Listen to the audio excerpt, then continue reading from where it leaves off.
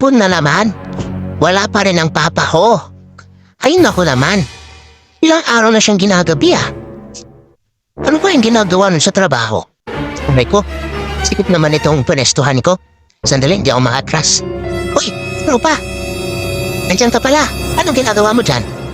Naku, hinihintay mo na naman siguro ang rasyon sa bahay namin ah. Ay naku, wala kang mapapala ngayon. Yung mama ko nasa taas. Kaya walang magbibigay sa'yo ng pagkain.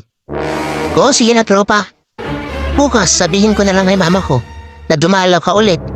Nanghingi ng pagkain. Ay naku naman, lagi na lang kasing ganito. May kahati ako sa pagkain ko.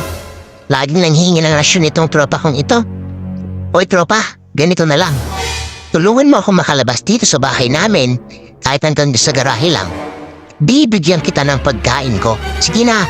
Uy tropa, huwag mo akong pinapanood dyan.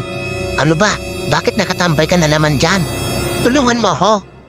Ay naku, itong mama ko kasi. Hindi ako mapagbigyan. Yan tuloy, naiingit ako sa tropa ko. Nandyan sa garahe.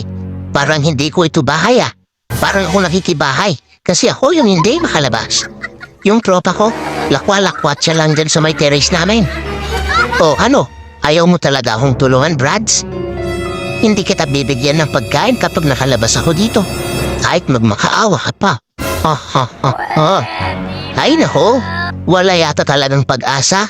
Ang pag-asa ko lang talaga yata ay pagdating ng papa ko. Huy, Brads, sige na. Tulungan mo na akong makalabas. Hindi ko alam paano buksan itong sliding window na to eh. Tulungan mo na ako. Nahihirapan na ako dito sa pwesto ko eh. Ang sikip-sikip. Nandito ako sa may ibabaw ng upuan. Tignan mo naman oh. Para akong nasa pusporo. Ang late-late ng pwesto ko. Hindi ako makagalaw. Eh, laki pa ng tiyan ko. Ay nako, isa na lang talagang pwedeng magpalaya sa akin. Kapag dumating ang papa ko, bibilisan ko ang pagtakbo. Para pagbukas niya ng pintuan, makakalabas ako. At ikaw, tropa, maiinggit ka kasi bibigyan ako ng pagkain at hindi kita bibigyan. Ayaw mo akong tulungan eh. Binibigyan na nga kita ng magandang kondisyon, ayaw mo pa. Sige, tropa, maiwan na kita dyan ha. Ayaw mo akong tulungan eh. Naku po, may isang problema pa pala ako. Alam ko umakyat, pero hindi ako marunong bumaba.